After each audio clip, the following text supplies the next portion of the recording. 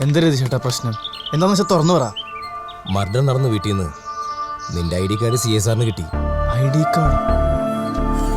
അതെങ്ങനെയാ അവിടെ വന്നത്? അത് മാത്രമല്ല പ്രശ്നം, ആ വീടിനകത്ത് നിന്ന് നിന്റെ ഫിംഗർ പ്രിന്റും കിട്ടിയിട്ടുണ്ട്. എന്റെ? അതേടാ, മാച്ചിങ് റിപ്പോർട്ട് SP ഓഫീസിലേക്ക് പോയിട്ടുണ്ട്. രതീഷേട്ടാ ഞങ്ങൾ വിശ്വസിക്കണം, ഞങ്ങൾക്കിതിൽ യാതൊരു മനസ്സറിവില്ല. ഞാൻ വിശ്വസിച്ചിട്ട് എന്താടാ കാര്യം? ജെയിംസിനോടൊപ്പം ഇപ്പൊ നിങ്ങളും കൊലപാതകത്തിൽ പ്രതികളാണ്. ഞങ്ങൾക്ക് എന്തോ ചതി പറ്റിയിട്ടുണ്ട് രതീഷേട്ടാ. തൽക്കാലം നിങ്ങൾ മാറി നിൽക്കുന്ന ബുദ്ധി, ബാക്കി നമുക്ക് വഴിയെ നോക്കാം.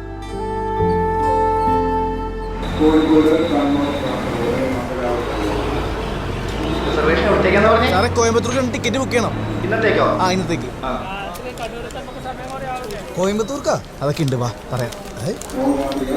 ഇവിടെ തൽക്കാലം നമ്മൾ എങ്ങോട്ടാ പോകുന്ന ആരും അറിയുന്നത്. എങ്ങോട്ടാ രണ്ടുപേരും ബാഗ് തൂക്കി? അത് സാറേ ഞങ്ങളുടെ സസ്പെൻഷൻ ആയിരുന്നു ശരിയാക്കാനായിട്ടെ തിരുവനന്തപുരം വരെ ഒന്ന് പോവാ. പിന്നെ സാറ് ഞങ്ങളെ കണ്ടവരോടും പറയണ്ട, ഇവിടെ നിന്ന് ഇപ്പം ആരും വരണമെന്ന് പറയാൻ പറ്റില്ലല്ലോ. ധൈര്യമായിട്ട് പോയിട്ട് ഓക്കെ സാർ. ഞാനില്ലേ ഇവിടെ. പിന്നെ ആ, തിരുവനന്തപുരത്ത് പോയിട്ട് വരുമ്പോ ചെലവ് ചെയ്യണം. അത് ഞങ്ങളായിരുന്നു സാറേ. ഞങ്ങൾ തിരുവനന്തപുരത്ത് നിന്ന് വന്നോട്ടെ. ശരി വിഷ്ണു, ആ പാരഭാസ്കരന്റെ മുന്നിലാണല്ലോ ചെന്ന് വിട്ടത്. ഇനി ഈ ലോകത്തറിയാൻ ആരും ബാക്കിയുണ്ടാവില്ല. പറയട്ടേന്ന്. അതല്ല ഞാൻ തിരുവനന്തപുരം എടുത്തു പറഞ്ഞത്. എടാ, ഈ ദൃശ്യം സിനിമയിൽ ലാലേട്ടൻ പോലീസുകാരെ പറ്റിക്കണം ഇങ്ങനെയാണ്. ആണോ? പിന്നല്ലാതെ. എടാ, നമ്മൾ കോയമ്പത്തൂർക്ക് ടിക്കറ്റ് ബുക്ക് ചെയ്യും. തിരുവനന്തപുരം SI ബാസറിനോട് പറയും. പക്ഷെ നമ്മൾ മറ്റിടത്തേക്ക് പോകണം. ആണാ? പൊളിച്ച്. അപ്പൊ അങ്ങനെയാണ് കാര്യങ്ങൾ. ഇതാണ് മൻസൂർ. അസ്സലാമലൈക്കും. മനസ്സിനെ കുറിച്ച് വിഷ്ണു പറയാറുണ്ട്. മൻസൂർ നല്ല മിമിക്രി ആർട്ടിസ്റ്റാ. പിന്നെ അത്യാവശ്യം നാടകവും കലാപരിപാടികളൊക്കെ ഉണ്ട് കയ്യിൽ.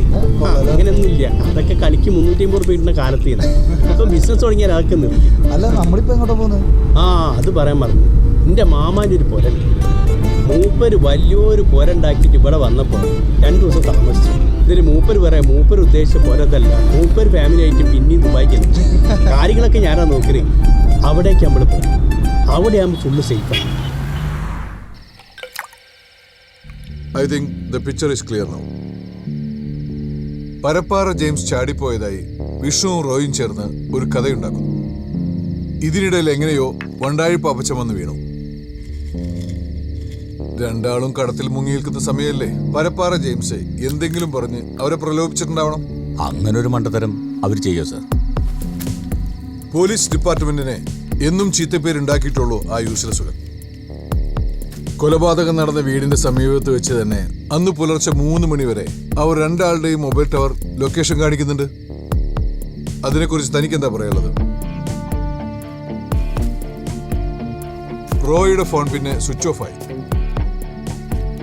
അവിടുന്ന് കിട്ടിയ ID കാർഡും വീടിനകത്തുനിന്ന് കിട്ടിയ വിഷ്ണുവിന്റെ വിരലടയാളം കൂടി ആയപ്പോ കാര്യങ്ങൾ ക്ലിയർ ആയില്ലേ? അങ്ങനെയൊക്കെ ആണെങ്കിലും അവരൊരു കൊലപാതകത്തിന് കൂട്ടുവെക്കുമെന്ന് എനിക്കങ്ങോട്ട് വിശ്വസിക്കാൻ പറ്റുന്നില്ല സാർ. എനിക്ക് പൂർണ്ണ വിശ്വാസമുണ്ട് ഇതിന്റെ പിന്നിൽ അവന്മാർ തന്നെയാണ്. തനിക്ക് ഇപ്പോഴും അവരുടെ ഒരു സോഫ്റ്റ് കോർണർ ഉണ്ട്, അതെനിക്കറിയാം. അവരുടെ അച്ഛന്മാരുടെ ബാച്ച്മേറ്റ് ആയിരുന്നല്ലോ താൻ. അവർക്ക് ഈ കേസുമായി ബന്ധമില്ലെങ്കിൽ പിന്നെ എന്തിനാടോ ആ SI ബാസറിനോട് തിരുവനന്തപുരത്തേക്ക് പോവാന്ന് കള്ളം പറഞ്ഞിട്ട് അവർ തമിഴ്നാട്ടിലേക്ക് മുങ്ങിയത്?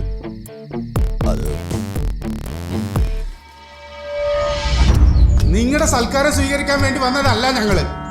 മോന്റെ വേഷം പോലീസിന്റേതാണെങ്കിലും പണി കള്ളന്റേതാണെന്ന് ഇപ്പോഴാണ് മനസ്സിലായത്. ഒരു കൊലയാളിയെ കൊണ്ട് എന്റെ മോളെ വിവാഹം കഴിപ്പിക്കേണ്ട ഗതികേടൊന്നും ഇപ്പൊ എനിക്കില്ല. നിങ്ങളുടെ മോനണീച്ച മോതിരം. വാടോ. ഞാൻ അപ്പോഴേ പറഞ്ഞല്ലേ ഈ ബന്ധം നമുക്ക് ചേരില്ലാന്ന്.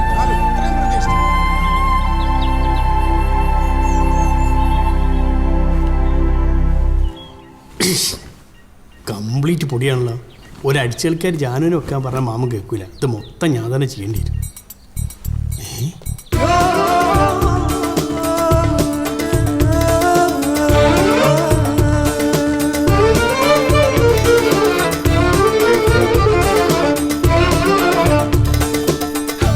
അല്ല, 2 ഷെയ്ക്കുമാർ ഫ്ലൈറ്റ് ഇറങ്ങി വരുന്ന മാതിരി. ഈ വേഷത്തിൽ നിങ്ങളെ കണ്ടു കഴിഞ്ഞാൽ പെറ്റുമ്മാർ തിരിച്ചറിയില്ല. ഇനി ധൈര്യമായിട്ട് പുറത്തു പോയിക്കോളി. പക്ഷെ ഈ പോലീസിന്റെ സ്റ്റൈലൊക്കെ ഒന്ന് മാറ്റണം. ആ മസിൽ കൊടുത്താണ്ട് ഒഴിവാക്കി. മനസ്സിലായി? എവിടെ വരെ? നിങ്ങളെ 2 മൊബൈൽ ഇപ്പോൾ പാണ്ടിലോറിയിൽ കേരള ബോർഡർ കഴിഞ്ഞിട്ടുണ്ടാവും. ഇനി പോലീസിന്റെ അന്വേഷണം മുഴുവൻ തമിഴ്നാട്ടിലേക്കും. നിങ്ങൾ പോലീസ് രേഖാചിത്രം വരയ്ക്കുന്നതാണല്ലേ? അങ്ങനെയാണ് ആ ഒളിഞ്ഞു നോട്ടക്കാരുടെ രേഖാചിത്രം ഒന്ന് വരച്ചു നോക്കി.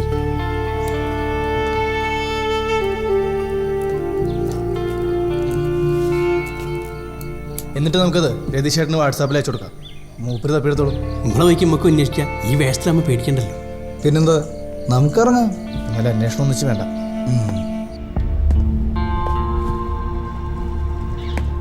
ഗോപാലൻ, അന്ന് രാത്രി കണ്ട നീ വരല്ലേ?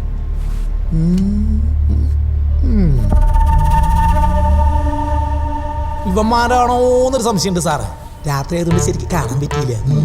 രാത്രി ഒളിഞ്ഞു നോട്ടത്തിന് പോകുമ്പോ നീ ശരിക്കും കാണാറുണ്ടല്ലോ. ഇവന്റെ ഫിംഗർ പ്രിന്റ് നോക്കിയിരുന്നോ? നോക്കിയിരുന്നു മാഡം, മാച്ച് ആവുന്നില്ല. അല്ല സാറേ, ഈ കേസ് തെളിയിക്കാൻ സഹായിച്ചതിന് എന്റെ പടം പത്രത്തിൽ വരും. വരും, മിക്കവാറും വരും. അത് മതി. ആ മൊത്തം നക്ഷത്രമാണല്ലേ, ഇന്നത്തെ ക്രിസ്മസാ. ഇതാണ് നിന്റെ കയ്യിലിരിപ്പെങ്കിൽ അധികം താമസിയാതെ എന്റെ പടം പത്രത്തിൽ വരും. ചരമകോളത്തിലാണെന്ന് മാത്രം. ഒളിഞ്ഞൊക്കെ നടക്കുന്നു. ഇനി രാത്രി എങ്ങനെ നിന്നെ പുറത്ത് കണ്ട നിന്റെ കണ്ണി ഞാൻ കുത്തിപ്പിടിക്കും. മനസ്സിലായി. ഇറങ്ങി പോടാ. ദേ പോയി. ഒളിഞ്ഞോട്ടത്തിന് പ്രോത്സാഹനം. എന്തോ ആവശ്യം വന്നാ വിളിപ്പിക്കും. വന്നോണം. പിന്നെ എന്റെ പട്ടി വരും. വിളിച്ചു വരുത്തിട്ട് കണ്ണു കുത്തി പൊട്ടിക്കാനല്ലേ.